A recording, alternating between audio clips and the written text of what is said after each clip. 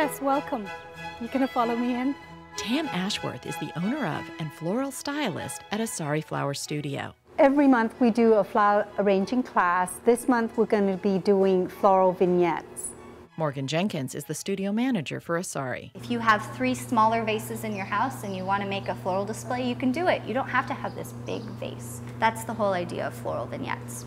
If you buy yourself some roses, you can probably put it in this medium-sized container so that it's just a little something. And then I'll do a white and a green in the taller, and then I'll do kind of more detailed in the lower.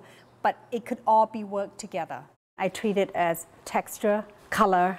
Everything has to all correlate and artfully goes together. I went to school for interior decorating. I went to art school. Then I became a model for a long time in Thailand. And that was like the awakening of fashion senses. And then coming over to America, I kind of tied everything all together with doing flowers, because that's like a little bit of art school and a little bit of fashion, and that's what we're doing, is styling flowers. Basically, it's my medium.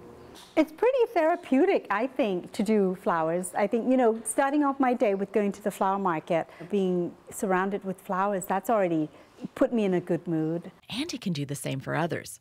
According to the nonprofit American Horticultural Therapy Association, people respond positively to green plants and colorful flowers. Jenkins has a degree in horticulture. Horticulture therapy is a profession, and it's also an idea that's practiced in the industry. It's for people to really reconnect with nature. For floral designers, it's like left brain development. It's that creative aspect of designing with flowers. So if you don't have a garden outside, you know, it's bringing the garden in. It's working with those petals. It's being stimulated by colors. It's being stimulated by textures. Next month's class promises to stimulate the additional senses of taste and smell. The culinary class is going to be really focused on edible flowers and edible greens. So you can think herbs, you can think of, you know, rosemary that you can put in arrangements. So flowers that are like marigolds, you can eat the petals of marigolds. And then we can also arrange marigolds into marigold bouquets as well. Attendees will also get to sample floral-inspired drinks. Yes, we have really decided to make an evening out of it. So everyone gets to either sip on a floral-inspired wine cocktail, or we can make lavender lemonade. Everything about Isari Flower Studio seems designed to please the senses, even the client area. This is sort of like a consulting area. On the wall, we've got some loops of images playing with the weddings. As you might expect, the studio does a lot of weddings. Some are on a grand scale, like a 2-part ceremony that took place in India and Thailand.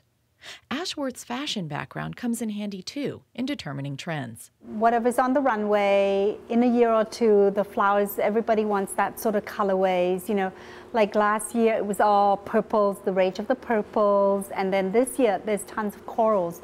But Ashworth and her studio do more than just weddings. We were involved with Art Alive. We interpret a painting, yes, and we showed Stega.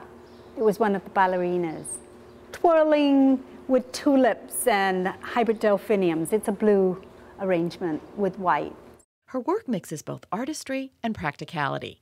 When we do centerpieces for corporate groups, they do not want scented at all. They want just color, bold colors, so that they can serve wine and food. It won't interfere with food. In addition, Ashworth works with materials that have to be bought fresh each day and have a limited shelf life. But she insists she never tires of flowers. No, I love moving through the season. It's lovely to get variety within a year. These are also kind of like herby, sweet. You know, sometimes we have lavender in it.